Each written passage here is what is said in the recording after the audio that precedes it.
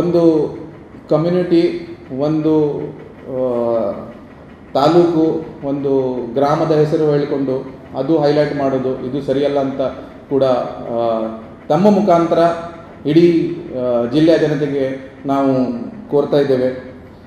ಅದೇ ರೀತಿಯಲ್ಲಿ ಈ ಒಂದು ಘಟನೆ ಆದದ್ದು ಇನ್ನು ಮುಂದೆ ಇಂಥದ್ದು ಘಟನೆ ಆಗಬಾರದು.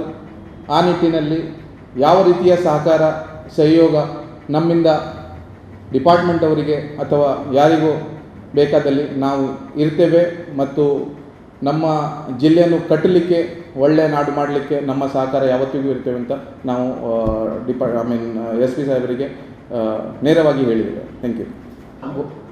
ಕಳೆದ 2 ವರ್ಷಗಳಿಂದ ಇಂಥ ಘಟನೆ ಭಟ್ಕಳದಲ್ಲೇ ಅಲ್ಲ, ಇಡೀ ಡಿಸ್ಟಿಕ್ಕಲ್ಲಿ ಬೇಕಾದರೆ ಇಲ್ಲಿ ನೋಡ್ಬೋದು ನೀವು ಎಷ್ಟು ರಿಪೋರ್ಟ್ ಆಗಿದೆ, ಎಷ್ಟು ಜನ ಇದ್ದಾರೆ ಅಂತ.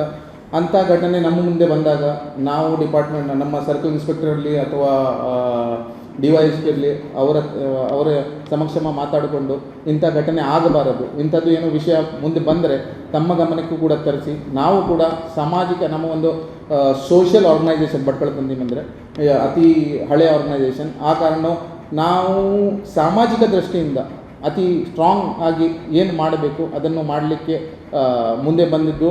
ಅದು ಕೂಡ ಇಂಥ ಇನ್ಸಿಡೆಂಟ್ ಜಾಸ್ತಿ ಆದಾಗ ನಾವೇ ತಂದಿಮಲ್ಲಿ ಕೂತ್ಕೊಂಡು ಇಂಥ ಇನ್ಸಿಡೆಂಟ್ ಬರ್ತಾ ಉಂಟು, ಇದು ಕಂಟ್ರೋಲಿಗೆ ಬರಬೇಕು, ಯಾವ ತನಕ ಇದು ಕಂಟ್ರೋಲಿಗೆ ಬರೋದಿಲ್ಲ ಅಷ್ಟು ತನಕ ನಾವು ನೀವು ಹೇಳಿದ್ದಕ್ಕೆ ಇದಕ್ಕೆ ನಾವು ಕೂಡ ಸ್ಟಾಪ್ ಮಾಡೋಣ ಅಂತ ಒಂದು ನಿರ್ಧಾರ ಮಾಡಿದ್ದು.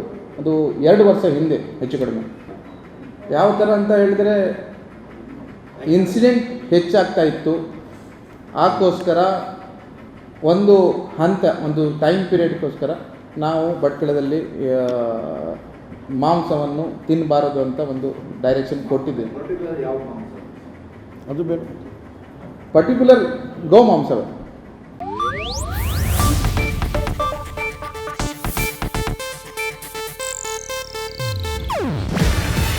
ಇದು ಏಷ್ಯಾನೆಟ್ ನ್ಯೂಸ್ ನೆಟ್ವರ್ಕ್ ಪ್ರಸ್ತುತಿ. ನೀವು ನೋಡ್ತಿದ್ದೀರಾ ಏಷ್ಯಾನೆಟ್ ಸುವರ್ಣ ನ್ಯೂಸ್.